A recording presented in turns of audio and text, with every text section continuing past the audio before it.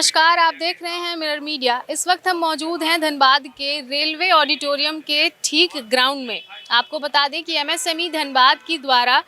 Vendor development programme कम industrial exhibition का आयोजन किया गया है, जिसके तहत आप देख सकते हैं कि विभिन्न तरह के जो स्टॉल हैं उनमें अपने अपने जो प्रोडक्ट्स हैं उसके एग्जीबिशन को लेकर यहाँ पर स्टॉल लगाए गए हैं। और एमएसएमई यानी कि माइक्रो स्मॉल एंड मीडियम जो इंटरप्राइजेज होते हैं उसके तहत ये कार्यक्रम रखा जा रहा है। और हर वर्ष की भांति इस वर्ष भी ये कार्यक्रम काफ़ी भव्यता के साथ देखने को मिल रहा है और यहाँ पर विभिन्न तरह के स्टॉल लगाए गए हैं और तमाम लोग जो हैं इस एग्जीबिशन में हिस्सा लिए हैं। और इसी के साथ कार्यक्रम की जो शुरुआत है वो जेम पोर्टल की जानकारी के साथ हुई है, यानी कि गवर्नमेंट ई मार्केट प्लेस की जानकारी के साथ हुई है। और तमाम लोगों को जेम पोर्टल की जानकारी दी जा रही है कि किस तरह से लोग इस पोर्टल में अपने आप को नामांकित कर सकते हैं और इसका फ़ायदा उठा सकते हैं। आगे हम आपको दिखाना चाहेंगे कि यहाँ पर विभिन्न स्टॉलों में से एक सबसे खास स्टॉल जो है वो महिलाओं का स्टॉल है, जो नारी सशक्तिकरण और आत्मनिर्भर भारत का संदेश देती हुई नज़र आ रही हैं। और इसमें हम आपको बता दें कि कुछ ऐसे प्रोडक्ट बेचे जा रहे हैं जो इको फ्रेंडली हैं और समाज में एक प्लास्टिक मुक्त समाज का संदेश देती हुई नज़र आ रही हैं। जैसे कि ये जूट के बैग हैं और अन्य तरह की जो सामग्री है वो बेची जा रही हैं। और आपको बता दें कि एमएसएमई के तहत 4% ऐसे महिलाओं के लिए भी दिए जा रहे हैं। 4% जो है ऐसे जो निर्माता हैं, जो एंटरप्रेन्योर्स हैं वो ये बहुत अच्छा प्रश्न आपने पूछा। मैंने अपने संबोधन में भी ये बात कहा है कि डीजीएमएस पहली बार पब्लिक के बीच में आया है ये बताने के लिए। बहुत सी पब्लिक को ये बात की जानकारी नहीं थी क्योंकि हम एक रेगुलेटर बॉडी हैं और जो माइंस एक्ट के प्रावधान हैं उसको हम खदानों में लागू करते हैं। इसके अलावा बहुत से लोगों को इस बात की जानकारी नहीं है कि खदान में इस्तेमाल होने वाले जितने भी सुरक्षा के उपकरण हैं, चाहे वो आप टोपी हो, जूता हो या गैस के जांच करने वाले यंत्र हो या लाइट हो, ये सारे की अप्रूवल जो है वो डीजीएमएस की तरफ से होती है। अभी तक यह होता आया है कि जो भी सुरक्षा के उपकरण और संसाधन है वो संसाधन विदेशों से ज़्यादातर आते हैं और उसे हम भारतीय मापदंड पे चेक करके और फिर उसको अप्रूव करते हैं, वो यहाँ के लोग खरीदते हैं। क्योंकि खदानों में वो कोई भी सुरक्षा के उपकरण वो नहीं खरीद सकते जब तक कि हमारी डीजीएमएस की अप्रूवल नहीं होती है।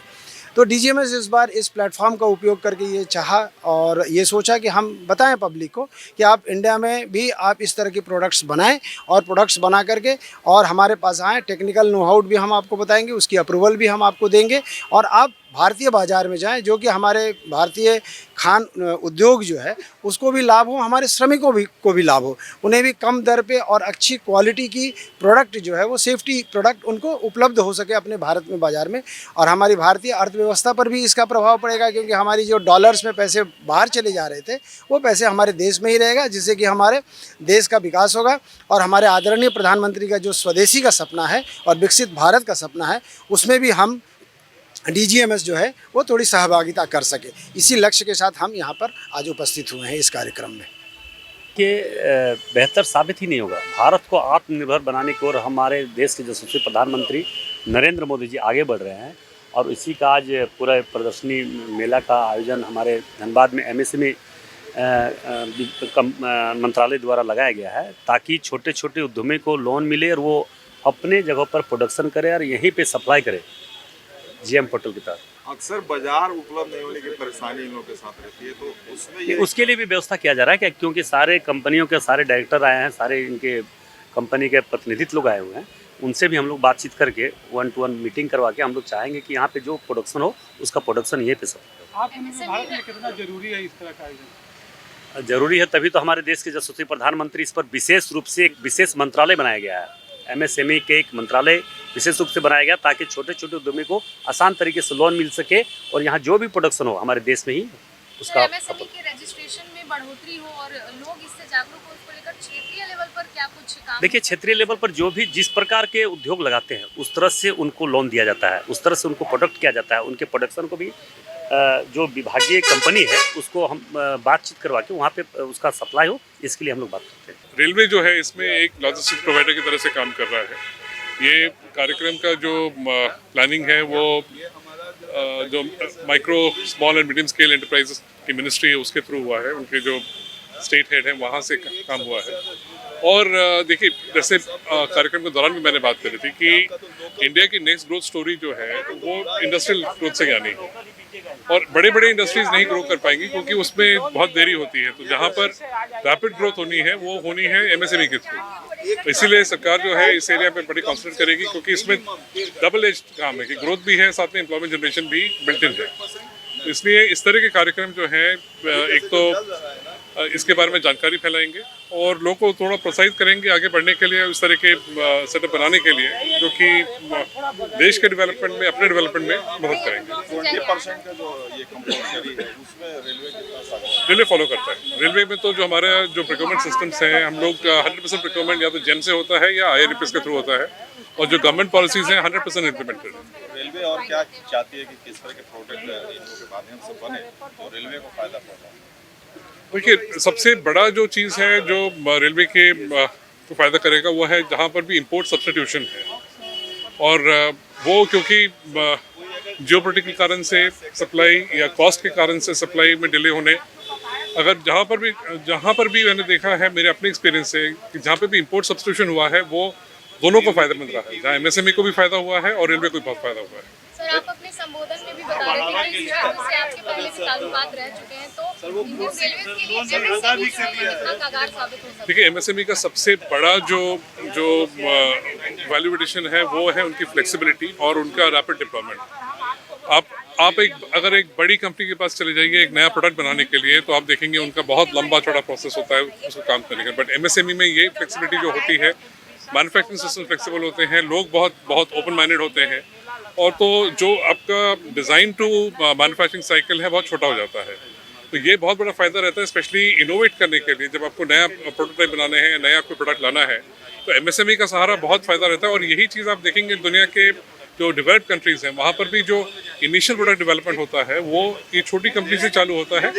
जो मास स्केल प्रोडक्शन होता है वो फिर बड़े MNCs में शिफ्ट हो जाता है। इसमें रेलवे के DRM साहब भी इन्होंने मुख्य अतिथि के रूप में भाग लिया है, राज्य सरकार के प्रतिनिधि और DGMS और अन्य PSUs के भी प्रतिनिधियों ने भाग लिया है। हमारा मुख्य उद्देश्य ये है कि जो MSME झारखंड की या आसपास की जो बना सकती हैं, वो प्रतिभा जो है PSUs को, गवर्नमेंट डिपार्टमेंट को दिखा सकें, और PSUs की जो रिक्वायरमेंट है वो हम MSME को समझा सकें, ताकि PSUs की जो रिक्वायरमेंट है अभी वो कहीं बाहर से ले रहे हैं या दूसरी जगहों से ले रहे हैं, बड़े सप्लायर से ले रहे हैं। हम ये चाह रहे हैं कि MSME उन्हें बना के दे, तो स्वदेशी को भी इससे बढ़ावा मिलेगा, वोकल फॉर लोकल, और इसी से मेक इन इंडिया और आत्मनिर्भर भारत होगी। 25% वाला जो चीज़ है वो अभी कौन फॉलो नहीं कर पा रही है, और कौन? अभी मुझे बताते हुए खुशी हो रही है कि जितने भी सरकारी डिपार्टमेंट और PSUs हैं वो 25% के लक्ष्य को पार कर चुके हैं, और लगभग कोई 50% ले रहा है, कोई 60% ले रहा है। हमारा उद्देश्य है कि वो लगभग 100% हो जाए, और जब ये 100% हो जाएगा तो स्वदेशी और आत्मनिर्भर भारत का कॉन्सेप्ट। अभी बड़े बायर में बड़े बायर में रेलवे है, डिफेंस है, ये दोनों भारत में सबसे बड़े बायर हैं। डिफेंस सेक्टर में भी आपने देखा होगा कि भारत में बहुत सारे तकनीकी यंत्र बन रहे हैं, और वो इस क्वालिटी के बन रहे हैं कि वो एक्सपोर्ट भी हो रहे हैं कुछ देशों को। अभी कितने उद्यमी हैं जो रजिस्टर्ड हैं, और अभी पूरे झारखंड की अगर हम बात करें तो लगभग 12 लाख के ऊपर MSME झारखंड में रजिस्टर्ड हैं, और पूरे देश की बात करें तो 7 करोड़ से ज़्यादा MSME जो है वो रजिस्टर्ड है। तो अगर धनबाद की बात करें तो धनबाद में भी लगभग 75,000 या 74,000 के आसपास रजिस्टर्ड पोर्टल पे हैं। नए उद्यमियों को भी इससे फ़ायदा मिलेगा। जैसे अभी आपने देखा कि DGMS ने बताया कि इनके बहुत सारे ऐसे क्रिटिकल इक्विपमेंट है जिसकी जानकारी नहीं है, अभी पूरे विदेश से आ रहे हैं, जैसे गैस एनालाइज़र हो गया, डिटोनेटर हो गया, माइनिंग इक्विपमेंट हो गया, माइनिंग इक्विपमेंट का मेंटेनेंस हो गया, ये सब कुछ बाहर के लोग कर रहे हैं। तो अभी हम उनको बुलाने का उद्देश्य ये है कि वो बताएंगे ऐसे लोगों को जो पढ़े लिखे टेक्निकल ग्रेजुएट हैं, इंजीनियर्स हैं, टेक्निकल, उनको बताएंगे कि ये प्रोडक्ट भी वो बना सकते हैं। हैंड होल्डिंग सपोर्ट वो देंगे, अप्रूवल वो देंगे, और फाइनेंशियल और टेक्निकल सपोर्ट हम लोग देंगे। जेम पोर्टल का जो है अभी कैसे जुड़ेंगे, और जेम पोर्टल का विस्तृत प्रेजेंटेशन अभी हमने करवाया है, जिसमें उनको बताया गया है कि रजिस्ट्रेशन कैसे करना है, क्या ज़रूरत है, प्रोडक्ट कैसे डालें। तो जेम की प्रक्रिया के लिए हमारा हैंड होल्डिंग सपोर्ट MSME कार्यालय की तरफ से भी दिया जाता है, जेम के लोगों को भी बुलाया जाता है। और जेम एक इतना सुंदर प्लेटफॉर्म है कि अगर किसी के पास प्रोडक्ट और सर्विसेज है और उसको अगर ऑनलाइन मार्केटिंग आ गई, तो यहीं से अपना प्रोडक्ट रजिस्टर्ड करके जो है वो पूरे भारत के किसी भी कोने में किसी भी सरकारी डिपार्टमेंट को सप्लाई कर सकते हैं। ग्रामीण क्षेत्रों में देखा जाता है कि MSME जो है ये बहुत हद तक नहीं हो पाता है, उसकी जागरूकता, तो इसी जागरूकता को लेकर के क्या कुछ एमएसएमई के जो लघु उद्योग हैं ज़्यादातर ग्रामीण क्षेत्रों में ही है और हम लोग राज्य सरकार के साथ मिलकर, क्योंकि हर जिले में उनका कार्यालय है, राज्य सरकार की और भी संस्थाएं हैं, JSLPS, इसके अलावा और जो भी सेल्फ हेल्प ग्रुप हैं इनको भी हम लोग लेकर आगे बढ़ रहे हैं ताकि उनके लघु उद्योगों को मेन स्ट्रीम से जोड़ा जा सके। भारत सरकार ने अभी एक स्कीम लॉन्च की है, पीएम विश्वकर्मा स्कीम में हम लोग जो आर्टिजन है, लोकल आर्टिजन जो कारीगर हैं, उनको भी हम लोग सपोर्ट कर रहे हैं और भविष्य में प्लान कर रहे हैं कि उनको भी एमएसएमई उद्यम से जोड़ा जाए। तो जब ये लोग लगभग पूरे भारत में 30 लाख लोगों का सक्सेसफुल रजिस्ट्रेशन हो चुका है, जिनको कि हम सारा मतलब उनको सपोर्ट प्रोवाइड कर रहे हैं, उनको स्किल दे रहे हैं, उनको सम्मान दे रहे हैं, उनको सामर्थ्य दे रहे हैं, 15,000 रुपये की टूल किट दे रहे हैं और साथ में उनको सब्सिडाइज रेट पे लोन भी दे रहे हैं। तो जब ये उद्यमी बढ़ेंगे और ये आर्टिजन बढ़ेंगे तो उद्यम के रूप में कन्वर्ट होंगे, तो ग्रामीण क्षेत्रों में भी इसका जो है इम्पैक्ट आएगा। तो बिल्कुल जैसा कि आपने सुना, तमाम अतिथियों का यही कहना था कि ये जो पहल है ये आत्मनिर्भर भारत की ओर बढ़ता हुआ एक कदम है और एमएसएमई जो है एक ऐसी संस्थान है, एक ऐसा पहल है जिससे कि भारत के लोग जो हैं ये अपने आप को आत्मनिर्भर महसूस करेंगे और इसके साथ ही साथ जो बड़ी बड़ी मशीनें बाहर से मंगवाई जाती थी, यानी कि विदेशी मशीनें भारत लाई जाती थी, तो जो डॉलरों में पैसे खर्च होते थे अब वो डॉलरों में खर्च ना होकर भारत का पैसा भारत में ही रह सकता है। और जिसको लेकर के उनके प्रोत्साहन को लेकर के यहाँ पर आप देख सकते हैं कि किस तरह से अलग अलग तरीके के स्टॉल्स लगाए गए हैं और इसमें लगभग 34 जो स्टॉल है वो लगाए गए हैं अलग अलग कंपनियों के द्वारा और तमाम कंपनियां जो हैं वो अपने अपने जो प्रोडक्ट्स हैं उसका प्रदर्शन करने के लिए यहाँ पर लगाए हैं। इस कार्यक्रम के माध्यम से आप देख सकते हैं कि किस तरह से भारत में ही ऐसे ऐसे जो प्रोडक्ट्स हैं वो निर्माण किए जा रहे हैं जिससे कि अब हमें निर्भर नहीं होना पड़ेगा विदेशी कंपनियों के ऊपर और साथ ही साथ भारत की जो आत्मनिर्भरता है, आत्मनिर्भर भारत का ये जो सपना है वो साकार होता हुआ नजर आ सकता है। फिलहाल इस खबर में इतना ही, हम फिर लौटेंगे कुछ प्रमुख खबरों के साथ। तब तक के लिए देखते रहें मिरर मीडिया। सहयोगी सोमेन के साथ प्रिया पांडे।